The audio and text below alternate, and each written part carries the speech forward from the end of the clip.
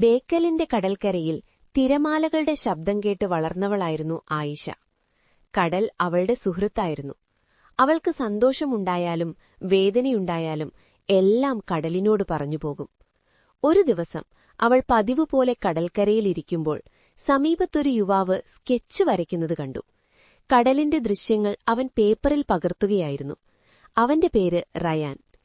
"നീ എന്താണ് വരയ്ക്കുന്നത്?" ആയിഷ ചോദിച്ചു. "നിന്റെ കഥ." അവൻ ചിരിച്ചു. അവൾ അതിശയിച്ചു. "എന്റെ കഥയോ?" "അതെ, നീ കടലോട് സംസാരിക്കുന്നതെല്ലാം ഞാൻ കേട്ടിട്ടുണ്ട്," അവൻ പറഞ്ഞു. ആ ദിവസം അവരുടെ പരിചയം ആരംഭിച്ചു. അടുത്ത ദിവസങ്ങളിൽ റയാൻ പതിവായി അവിടെ വരും. അവൻ ചിത്രങ്ങൾ വരയ്ക്കും, ആയിഷ തന്റെ കഥകൾ പറയും. അവൻ അവളുടെ ഓരോ വാക്കും ശ്രദ്ധയോടെ കേൾക്കും. "നീ എന്തിനാണ് എല്ലാം കടലിനോട് പറയുന്നത്?" റയാൻ ചോദിച്ചു. "കാരണം അത് മറുപടി ചോദിക്കില്ല," അവൾ പറഞ്ഞു. റയാൻ മൃദുവായി പറഞ്ഞു. "പക്ഷേ ചിലപ്പോൾ ഒരാൾ കേൾക്കുന്നത് നല്ലതാണ്."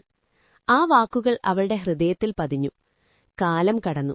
അവരുടെ സൗഹൃദം സ്നേഹമായി മാറി. കടൽക്കര അവരുടെ കഥയുടെ സാക്ഷിയായി. ഓരോ തിരയും അവരുടെ പ്രണയത്തിന്റെ സംഗീതമായി. ഒരു ദിവസം റയാൻ പറഞ്ഞു, "ഞാനൊരു ആർട്ടിസ്റ്റാണ്. എനിക്ക് നഗരത്തിലേക്ക് പോകണം." ആയിഷയുടെ ഹൃദയം വേദനിച്ചു. "നീ തിരിച്ചു വരുമോ?" അവൻ ചിരിച്ചു. "ഈ തിരകൾ വീണ്ടും വരുന്നതുപോലെ ഞാൻ തിരിച്ചുവരും." അവൻ പോയി. ദിവസങ്ങൾ കടന്നു. ആയിഷ വീണ്ടും കടലിനോട് സംസാരിക്കാൻ തുടങ്ങി. പക്ഷെ ഇപ്പോൾ അവളുടെ വാക്കുകളിൽ ഒരു പ്രതീക്ഷയുണ്ടായിരുന്നു. ഒരു ദിവസം അവൾ കടലിനരികിലിരിക്കുമ്പോൾ അവൾക്കൊരു ചെറിയ ക്യാൻവാസ് കിട്ടി. അതിലൊരു ചിത്രം. കടലിനരികിലിരുന്ന് സംസാരിക്കുന്നൊരു പെൺകുട്ടി. അവൾ തന്നെ. പിന്നിലൊരു കുറിപ്പ്: "ഞാൻ തിരിച്ചുവരും." അവളുടെ കണ്ണുകൾ നിറഞ്ഞു. അപ്പോഴാണ് പിന്നിൽ നിന്നൊരു ശബ്ദം. "ഞാൻ പറഞ്ഞില്ലേ?" അവൾ തിരിഞ്ഞു നോക്കി. റയാൻ. അവൾ അവന്റെ അടുക്കൽ ഓടി. "നീ തിരിച്ചുവന്നു." "നീ എന്നെ കാത്തിരുന്നു," അവൻ പറഞ്ഞു. കടൽ വീണ്ടും തിരമാലകളോടെ പാടാൻ തുടങ്ങി. പക്ഷെ ഇത്തവണ അതൊരു പ്രണയഗാനമായിരുന്നു. കാരണം ചില പ്രണയങ്ങൾ തിരകളെപ്പോലെ വീണ്ടും വീണ്ടും തിരിച്ചുവരും. മലപ്പുറത്തെ ഒരു ചെറിയ പട്ടണത്തിൽ താമസിച്ചിരുന്നത് ഫാത്തിമയായിരുന്നു. മഴയ്ക്ക് ശേഷം ആകാശത്ത് വിരിയുന്ന മഴവില്ല് കാണുന്നത് അവളുടെ ഏറ്റവും വലിയ സന്തോഷമായിരുന്നു. മഴ കഴിഞ്ഞാൽ എല്ലാം നല്ലതാകും എന്നായിരുന്നു അവളുടെ വിശ്വാസം. പക്ഷെ അവളുടെ ജീവിതത്തിൽ മഴകൾ മാത്രമേ ഉണ്ടായിരുന്നുള്ളൂ, മഴവില്ല് വരാതെ.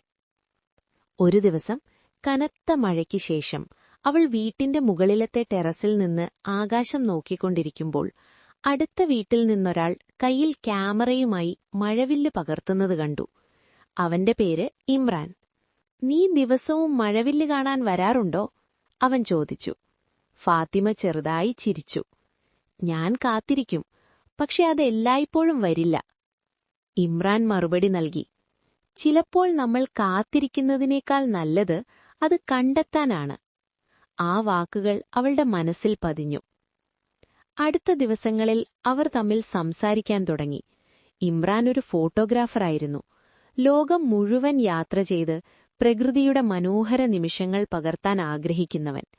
ഫാത്തിമയുടെ ജീവിതം അതിന്റെ വിരുദ്ധമായിരുന്നു.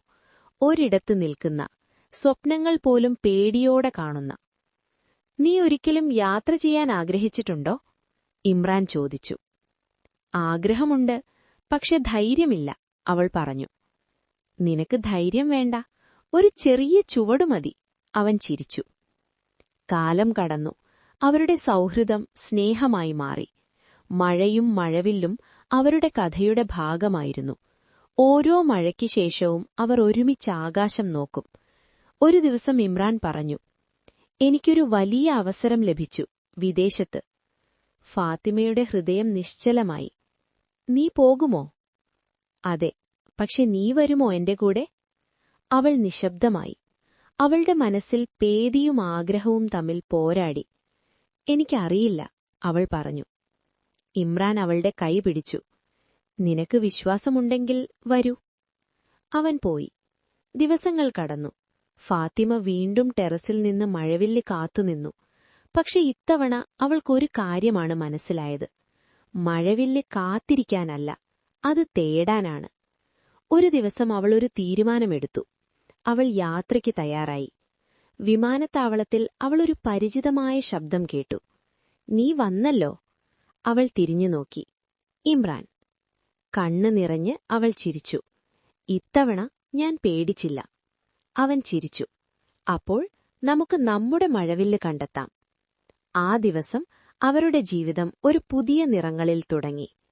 കാരണം ചില പ്രണയങ്ങൾ മഴ കഴിഞ്ഞു വരുന്ന മഴവില്ലുപോലെ അവസാന